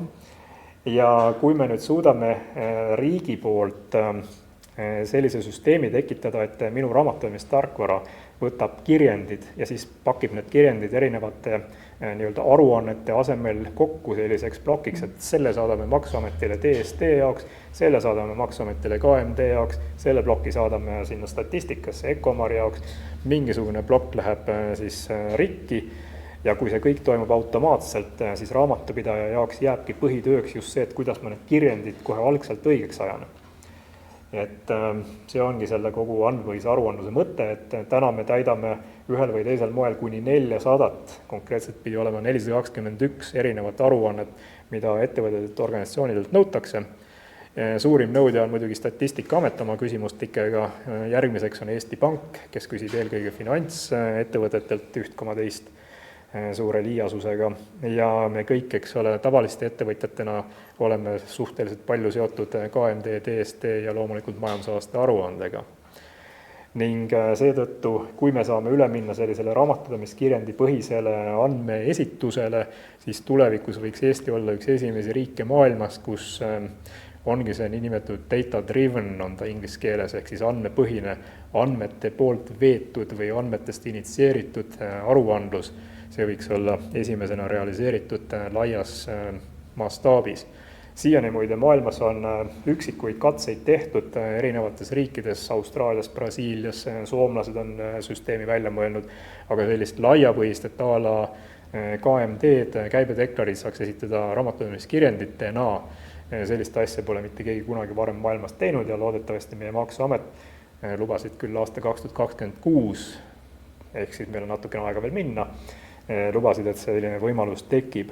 Ja sel juhul siis ka raamatupidamissüsteemide arendajad peaksid järgmise aasta jooksul hakkama usinasti prototüüpima, et kuidas siis sealt nendest raamatupidamissüsteemidest tekitada standardsed raamatupidamiskirjendid just nende andmeplokkide jaoks. Ja konkreetselt siis need aruanded või andmed on agregeeritud, ehk keegi ei pea mõtlema, et ma nüüd edastan absoluutselt kõik detailid, kõik need raamatupidamiskirjendid minu enda sisemiste mingisuguste tunnuste ja koodidega, et seda ei ole vaja. On vaja ainult neid klassifikaatorid arvestada, mis siis riigi poolt on ette nähtud, a la tõrje jaoks vajalik ametikohtade koodistik või siis töötasu liik või väljamakse liik või muud sellised ühtselt nõutud tunnused peavad olema klassifikaatorite näol olemas. Margus, kas me saaksime selle kohta, tuleb ka alati palju küsimusi, et me saadame ju kõik andmed Maksuametisse, et kas me saaksime seda öelda nii, et see agregeeritud andmed põhimõtteliselt tähendab seda, et meil on palju kirjendeid ja ta loeb kokku põhimõtteliselt selle ühe aruande ja esitab ainult ikkagi seda, mida Maksuamet küsib, mitte me ei saada kogu meie arvete infot Maksuametisse või Statistikaametisse. Täpselt nii just, et see on nagu see põhiline küsimus, mis tuleb, et me saadame nüüd kõik andmed, et ei, me ei hakka saatma kõiki andmeid, et see on ikkagi nagu, ta koostab ise selle aruande, mida siis saata. Täpselt. Ja see skeem, mis hetkel ekraanil selle skeemi peal ongi näha, et erinevad raamatupidamistarkvarad saadavad oma andmed, need raamatupidamiskirjendid sobilikus detailsusastmes mingile vaheteenusele. See vaheteenus võib olla raamatupidamistarkvara juures, see võib olla kuskil ühine raamatupidamistarkvarade vahel. Prototüübi tegime ära umbes 4 aastat tagasi, nimetasime asja My Company Data Service, see oli Euroliidu rahadega tehtud ja see My Company Data Service võttis siis vastu raamatupidamissüsteemidest raamatupidamiskirjendid ja teisendas nad just täpselt nendeks plokkideks, mida sa siin enne mainisid ja need plokid siis pandi kokku vastavalt sellele, mida tahab Maksuamet saada üheks või teiseks eesmärgiks, mida tahab ERI-register, mida tahab saada Statistikaamet. Ja tulevikus ka kõik võimalikud muud ametid, kui on tegemist siin majandustehingutega. Hetkel Majandus- ja Kommunikatsiooniministeerium koondab enda alla ühtse taksonoomia töörühma kaudu üle 20 ministeeriumi ja riigiasutuse, kus siis on just see aruannete kogumise vajadus ja nad kõik ühiselt mõtlevad, et kui ma nüüd ettevõttele sean omalt poolt, oma ameti poolt mingi aruande kohustuse, et kas seda aruannet oleks võimalik saada kätte ka sellisel kujul, et ta tuleb näiteks läbi majandusaasta aruande nende detailsete kirjete. Ja see ongi selle mõte, selle raamatupidamiskirjendipõhise lähenemise mõte, et ma panen kõik võimalikele tehingutele peale just need tunnused, et saaks kätte ka näiteks veearuande või pakendi või aktsiisi või mingi muu aruande, mitte ainult selle bilansi ja kasumiaruande, mida majandusaasta aruanne tahab. Nii et see andmete agregeerimine peaks toimuma siis sellises vahefunktsionaalsuses, olgu ta siis My Company Data Service või mis iganes muu. Aga meie kui raamatupidajate jaoks on oluline, et me need kirjendid, mis alguses sijestatakse, konteeriksime võimalikult täpselt. Ja riik omalt poolt peaks siis varustama kõiki majandustarkvarasid klassifikaatorite süsteemiga. Ehk kui tekib mingi uus nõue, et tahaks saada minugi poolest 2-korrusteliste ridaelamute kohta mingit informatsiooni, siis vastav klassifikaator väärtus peab tekkima riigi poolt. Ja riigi poolt on siis seatud hetkel Statistikaamet selleks keskseks organiks, kes siis neid klassifikaatoreid peab hakkama haldama.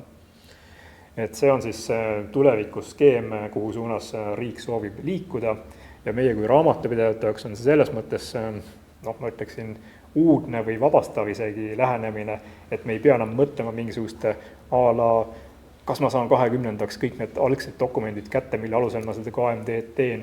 Täna toimub tohutu dokumentide tagaajamine.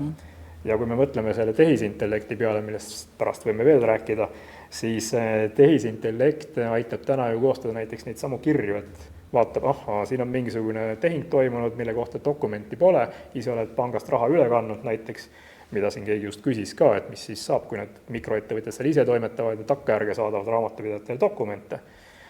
Siis need tehisintellektisüsteemid aitavad näiteks selliseid olukordi tuvastada ja automaatselt kirju välja saata, et kuulge, selle tehingu kohta palun mulle algdokumenti ka.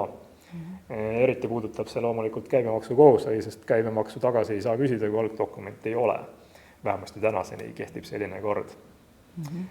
Aga ma ei tea, kuidas sulle, Ulvi, see mõttelaad tundub, et kas riik on õigel teel? Jah, riik on täiesti õigel teel, et kui me vaatame seda, kui palju meil on vaja edaspidi andmeid koguda, tulenevalt sellest, et meil on ESG tulemas, sinna on vaja, ja see ei puuduta ainult suuri ettevõtteid, sest suured ettevõtted on võib-olla esialgu aruandekohustused, aga nad küsivad teie, meie, Marguse firmade käest neid andmeid, et neid andmeid tuleb hakata juba, võiks põhimõtteliselt hakata juba täna koguma.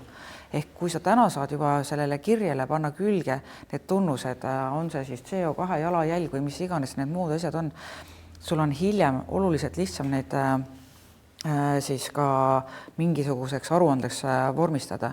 Aga nüüd kujutage ette, mida te panete juba täna oma kirjele külge, ehk kui teil tuleb mingi ostuarve sisse, mis tuleb veel PDF-is, siis kui palju sa pead täna kirjeldama seda käsitsi ja nüüd tuleb sinna käsitsi juurde panna veel mingisuguseid sõnumeid, mingisuguseid ridu. Ehk kui me läheme e-arvetele, kui meil tulevad need automaatselt sisse, siis meil on see andmestik on automaatselt olemas. Meil on võimalik, et me ei pea enam riigile koostama või saatma niimoodi neid aruandeid, ehk me saame väga palju asju maha. Üks suurem kokkuhoid on kohe kindlasti see, et nagu Margus mainis juba, et see aja kokkuhoid selle pealt, et arveid ei pea enam taga ajama. Vähemalt siis neid arveid, mis meil on siin Eestis genereeritud. Et eks me seal maailmas neid ikka suudame taga ajada, et ega me tervet maailma kohe ära ei muuda, aga miks ka mitte, et ärme mõtleme väikselt, et vaataks nagu natukene rohkem ringi, et alustame siit, läheme kiiremini, liigume edasi. Vastasseisu tuleb kindlasti, et see on täitsa kindel, et Eesti on tegelikkuses selline IT-riik ja hästi, ma kasutan liiga palju ingliskeelset sõnu, aga open-minded nagu avatud meelega, jah, et kui ma räägin ka oma Euroopa kolleegidega seal Hispaania, Itaalia, Portugal, siis nemad võib-olla nii palju ei ole ja nemad nagu hoiaksid kogu aeg tagasi, mis iseenesest ei ole halb, sest et võib-olla nad nagu mõtlevad, aitavad meil ka rohkem siis läbi mõelda, tegeleda ka sellega, et kuidas ka siis neile mingi asi ära müüa. Et iseenesest on vahva, jah. Et aga me oleme igal juhul sellel teel. See tuleb nagu nii, nüüd on lihtsalt küsimus selle, et millal ta tuleb. Et kas me oleme pigem nagu seal alguses või me oleme need kõige viimases otsas järellohisejad, sest et e-arvete mõttes me täna oleme ikkagi nagu järellohisejad. Enamus riikides e-arved toimivad ja toimivad ikkagi juba päris hästi, et me võiksime ka, jah, nüüd on viimane aeg edasi liikuda ja ma loodan, et peale seda kohustust, nii-öelda kohustust, me hakkame nägema sellist raamatupidamist, kus mina tahaksin olla, kus siin teised tahaksid olla, et meil oleks rohkem automatiseeritust ja me saaksime oluliselt lihtsamini panna külge nendele kirjadele rohkem informatsiooni ja vabastada ennast siis sellistest igapäeva rutiinsetest ülesannetest. Ja võib-olla sõnastaks isegi väärtust otseselt mitteloovatest tegevustest. Just, jah. Ja kui hästi lühidalt kokku võtta, et mis kasu sellest andmepõhisest aruandlusest on, siis ettevõtetele just seesama, et on ühtne lihtsustatud aruandekohustuse täitmisviis. Ja põhitähelepanu lähebki siis eelkõige selle alginfo töötlemise peale ja juhul, kui meil on e-arved kasutusel, siis see alginfo tuleb juba sealt nii-öelda otseallikast. Ühekordse seesnamise printsiibi alusel liigub edasi ja ei pea ajama kuidagi asju taga.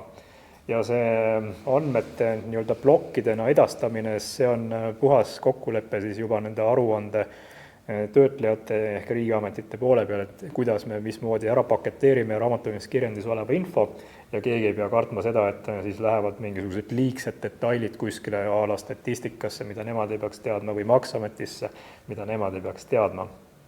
Aga ettevõtjal igal juhul peaksid halduskulud selle võrra vähenema, et siis automaatika teeb need aruanded suhteliselt suuresti nende eest ära või õigupoolest siis meie kui raamatupidajate kulud.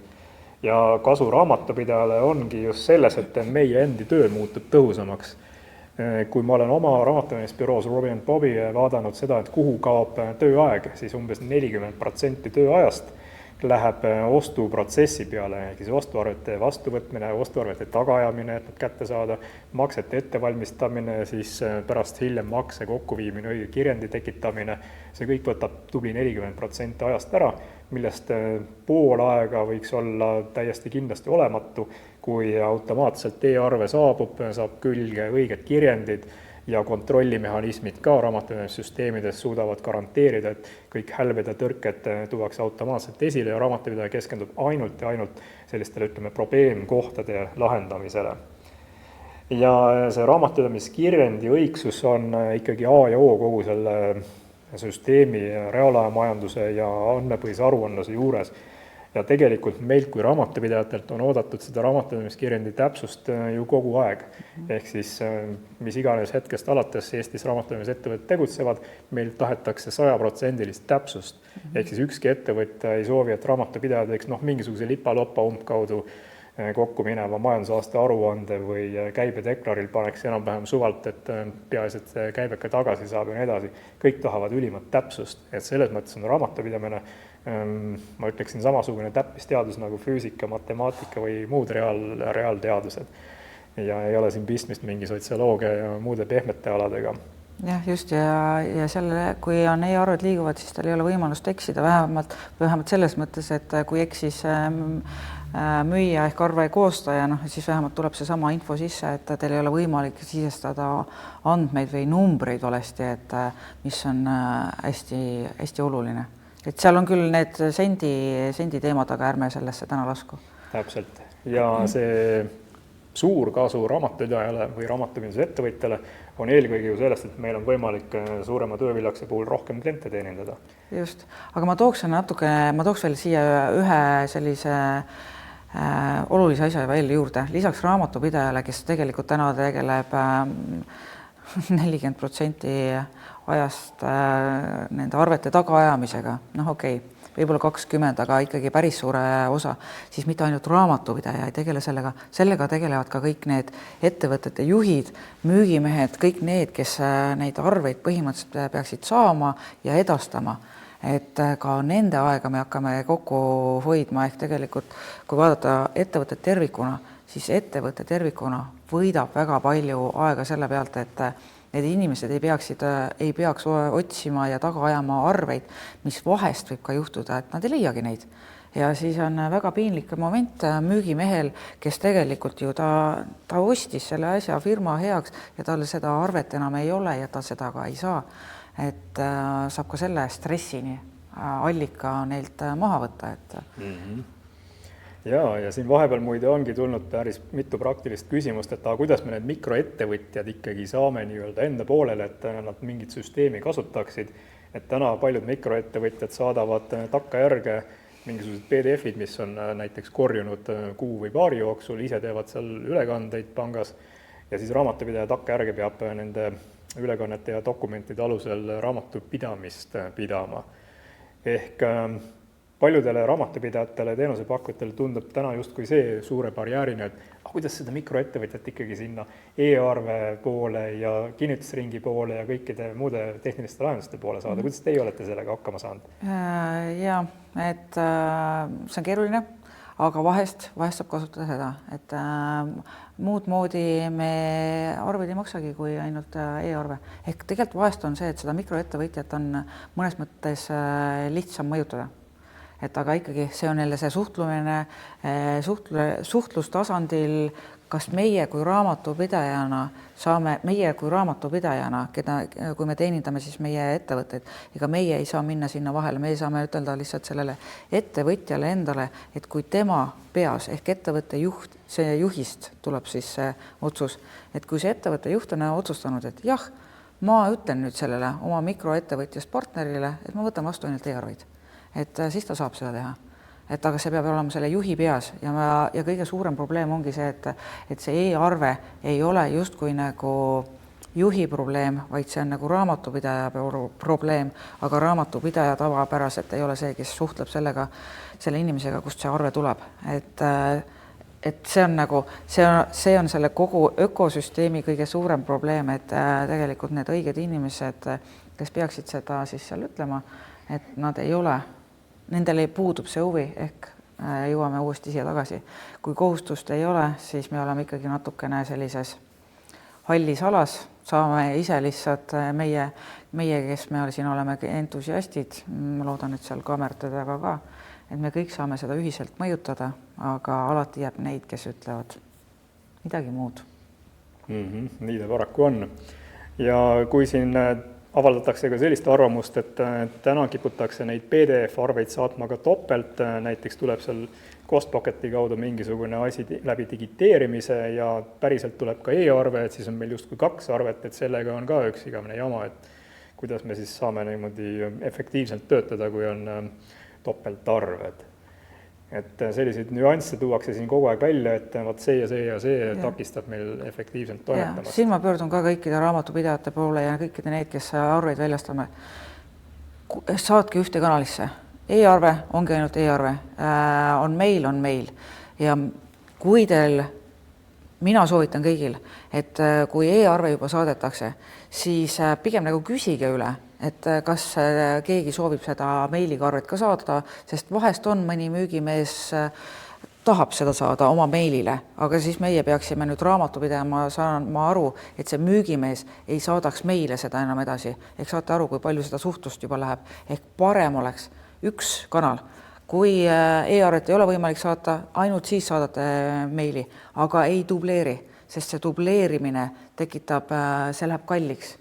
See on jälle topelt kallis igatepidi, sest et nüüd tuleb sinna, saatsid e-arve ära, nüüd keegi suhtleb, Costpocket võtab raha, keegi teeb seal midagi veel, raamatupidaja vaatab, oi jups, 2 korda tuli, loodame, et arvenumbrid matchivad niimoodi kokku, et vähemalt programm loeb ära, et see on duubel 2 korda ja ei dubleeriks seda 2 korda. Et minu soovitus kõigile, et kes arveid teete, kasutage lihtsalt numbreid, üks rida numbreid, ärge pange sinna vahele vahekohti, tähti, miinuseid, sidekriipse, igasugused sellised asju, mis võiksid tekitada vahest selle olukorra, et üks arve saab sul tulla 2 korda. Et mõned kasutavad, eriti need on mikroettevõtete need, et kasutavad kuupäevasid ja siis vahest panevad punkte, vahest panevad neid kaldkriipse, katsuge vältida kõike seda, mis võiks tekitada olukorra, et arve tuleb 2 korda sisse, sest see on päris suur riskikoht, kus võib ka olla, et vahest läheb arve 2 korda maksmiseks, kui see programm ei suuda välja lugeda selle arve numbrit. Et ärge kasutage neid muid asju. Üks numbririda, kõige parem. Ehk siis väga halb näide arvenumbrist on see, kui see algab näiteks I, sidekriips ja siis tuleb 1, 0, 1 ja midagi edasi, sest I ja 1 on väga sarnased digiteerimise. Jah, see ka veel, jah. Ja 0 ja O, et ka päris... 0 ja O, täpselt. Aga võiks öelda, et kasu raamatupidajale võidab see, kes digiteerib kõige paremini või kes oma protsesse suudab ära digitaliseerida. Ja siin mõned klassifikaatori teemad meie käisime juba üle, aga praktikas võiks siis öelda niimoodi, et andmepõhise aruandluse puhul, kui me sellest teemast joone alla tõmbame kohe, ongi kõige rohkem kasu tegelikult ju raamatupidajatel, kes siis oma asju saavad automaatselt tulevikus kätte, igasuguseid aruandeid. Ja põhimõtteliselt, kui riik oma nende infosüsteemide poole peal majandustarkvaradega suudab siis vahetada klassifikaatori infot automaatselt, siis ausalt öeldes e-arved pluss need andmepõhise aruandluse võimalused peaksid kogu seda raamatupidamistöö valdkonda kardinaalselt ikkagi muutma. Aga jah, riik ja erasektor peavad siin tegema kindlasti head koostööd, et riigi ja erasektori vahelisest koostööst ju tegelikult kõik meil Eestis sõltub, nii et kus need maksudki tulevad mujalt kui erasektorist. XBRL kirjendi kohta veel nii palju, et tegelikult ükskõik millises majandusinfosüsteemis raamatupidamiskirjendeid salvestatakse alati nüüd põhimõtteliselt analoogilisel viisil, et sul on mingi kirjendipäis ja siis on kirjendiread. Ja kui me nüüd arvetest räägime, siis arverida võib automaatselt minna üle kirjendireaks. Ehk see ongi see koht, kus raamatupidamissüsteemid meie eest teevad mingisuguse töö ära, ilma et me peaks lillegi liigutama. Aga jah, kui hakata siin tasapisi kokku võtma ja rääkima, ütleme siis sellisest laiemast vaatest, et see digitaliseerumine, kuidas me seda kõiki võimalusi ära kasutame, siis iseenesest alustame just sellest raamatupidamistarkvarade poolest, sest täna praktiliselt ei ole vist ühtki tõsisemat raamatupidajat, kes ilma tarkvarata suudaks tööd teha või kuidas sulle tundub, kas on võimalik paberi ja pliiatsiga raamatupidamisteenust osutada näiteks? Õnneks seda ei ole enam näinud, jah. Just, täpselt. Ja täna räägime ka valdavalt pilvepõhistest rakendustest, et neid koha peal olevaid installatsioone või serverist tiksuvaid, oma serverist tiksuvaid asju raamatupidamisteenuse pakkujad isegi peaksid hoiduma sellest nagu tulest eemal, sest ransomware rünnakud, ehk siis lunaraha rünnakud ja muud sellised pahavara rünnakud võivad kõigepealt hävitada just sinu ettevõtte serverid, mitte need, mis seal pilves asuvad.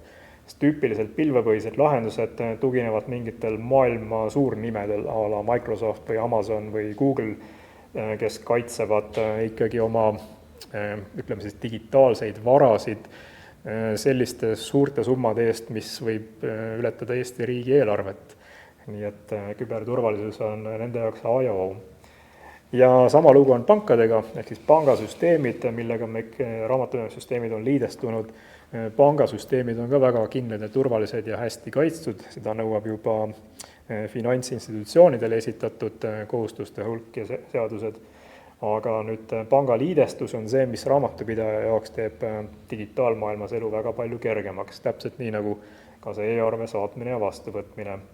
Ja võt see automaatsete konteeringute ehk raamatupidamiskirjendite moodustamise teemas, see on koht, kus tegelikult me saame kõige suurema võidu ilmselt lähitulevikus, kui tehisintellekt jõuab läbi majandustarkvarade ka sinna, et siis neid e-arve peal olevaid detaile suudetakse automaatselt interpreteerida raamatupidamiskirjenditeks, ehk siis vajalikul määral õiged kontod, õiged kulukohad, õiged projektikoodid, õiged asjad tuleks juba soovituslikult sinna raamatupidamiskirjendisse automaatselt peale. Ma ei tea, kui palju teil kokkupuudet on Envoice'i või teiste konteerimismalle kasutavate rakendustega? Jah, kõikidega on, et arvan, et ma eeldan millegipärast, et me olime ka esimeste seas kindlasti, kes neid automaatseid konteeringuid hakkasime kasutusele võtma ja ka rakendame päris palju, et see on hästi oluline ja suur võit. Täpselt nii. Et ja siin on ka tulevad inimeste eripärad tulevad välja, et mõned panevad hästi palju neid tööle ja teised mitte nii väga, et oleneb inimesest, et kuidas ta iseenda aega hindab, et mina hindan enda aega väga kõrgelt ja mõni teine ütleb, et see ei võta aega, see on üks raamatupidajate, või ma ei tea, see ei võta aega. Et et äkki see on inimtüüpi, see on mingi inimtüüp äkki pigem. Ja. Täpselt nii. Et minu jaoks võtab kõik aega. Täpselt nii. Ja kõik, mis hoiab aega kokku meiesuguste tõhusate raamatupidajate jaoks, see on tere tulnud arendajate poolt, olgu ta siis see masinloetav aruandlus või nii. Ja täna ütleks nõnda, et me oleme sunnitud kasutama digiteerimisvõimalusi ehk need vanamoelised PDF-id tuleb ju kuidagimoodi sinna süsteemi saada. Et siin ka soovitame kasutada kõikvõimalikke rakendusi, Costbocketeid või Finbyte'i või Envoice'i ja teiste rakendusi. Ma näen korra, siin on veel kviitungid ka, et aeg-ajalt jälle tulevad, et mis me teeme, et kuidas me need kviitungid saaks nii-öelda e-arveks, et minu jaoks ei ole, kviitungi info on suht samasugune nagu on arveinfo, et eristab ainult see, et kes oli maksja, ehk siis see makseinfo seal küljes.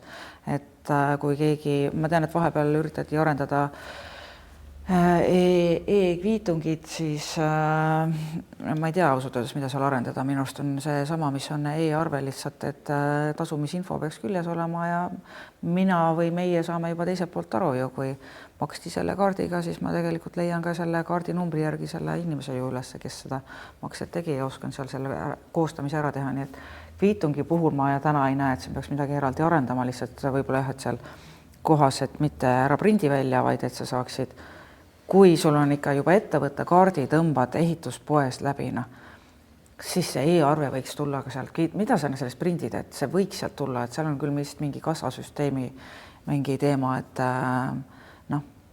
äkki mõni IT-inimene läheb ja tegeleb selle kassasüsteemiga ka, et see e-arve liiguks sealt juba ikkagi e-arvena, mitte selle paberina.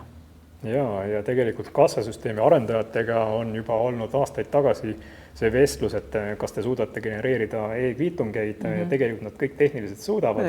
Nüüd on küsimus, et kas see e-kviitung peaks liikuma läbi nende samade e-arve operaatorite. Minu vastus on, et loomulikult, sest et ega tehniliselt seal vahet ei ole. Või mis see muu variant oleks? Täpselt, et tekitada veel mingit e-kviitungi operaatorit on natukene võib-olla liig.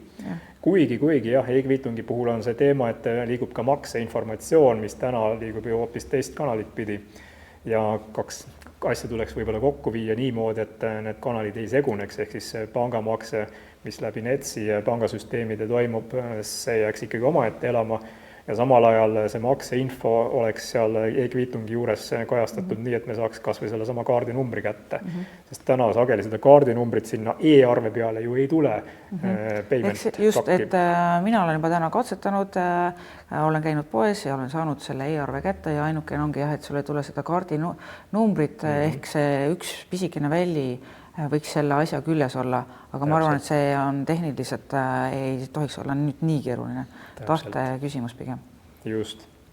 Ja kui raamatupidajate teenusepakkujate juurde tagasi tulla, siis väga oluline on see, et meil oleks ka tööülesannete automaatika olemas.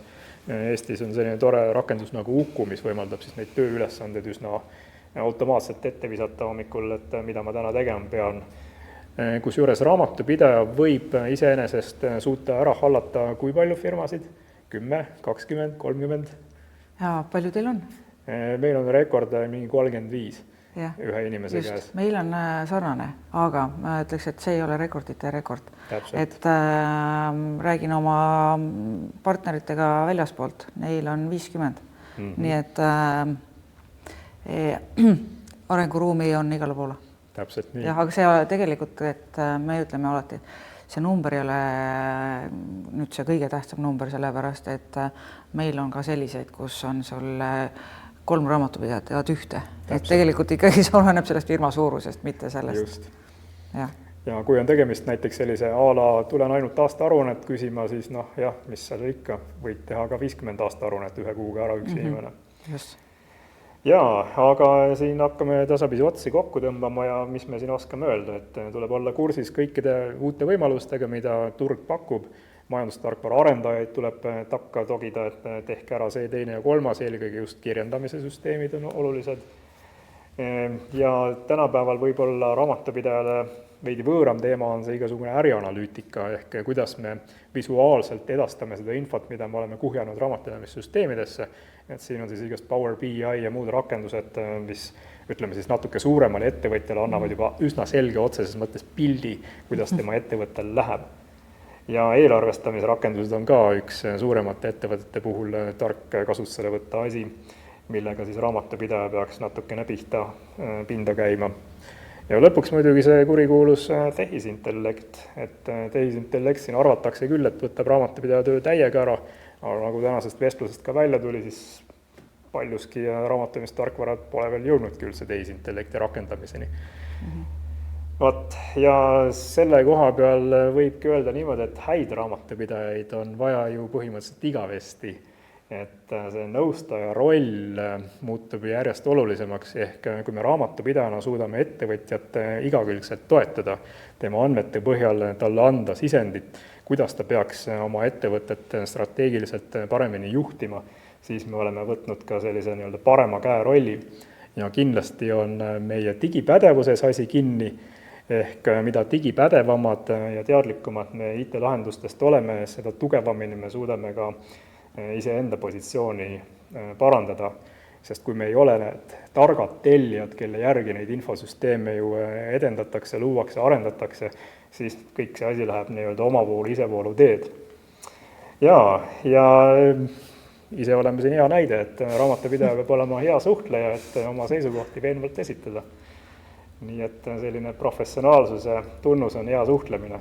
Ja lõpuks toon veel välja, et kindlasti tasub Eesti Raamatupidajate Erialaliiduga ühineda ja kui te olete raamatupidamise ettevõte, siis tasub läbi mõelda ka, et aga miks teil veel ei ole ERK tunnustatud raamatupidamise ettevõtte kvaliteedimärki.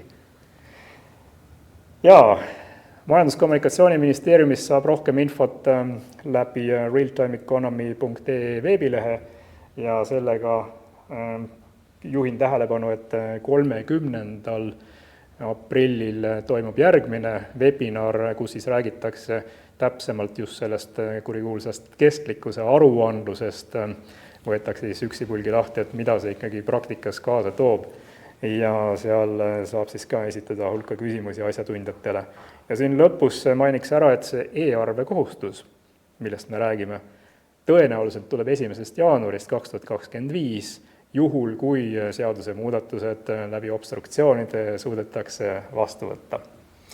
Aga selle koha peal aitäh Ulvi ja aitäh kõigile kuulajatele, keda oli siin üksjagu ja soovin teile kõigile tugevamat digipädevust ja edu oma positsiooni tugevdamisel. Aitäh teile ja head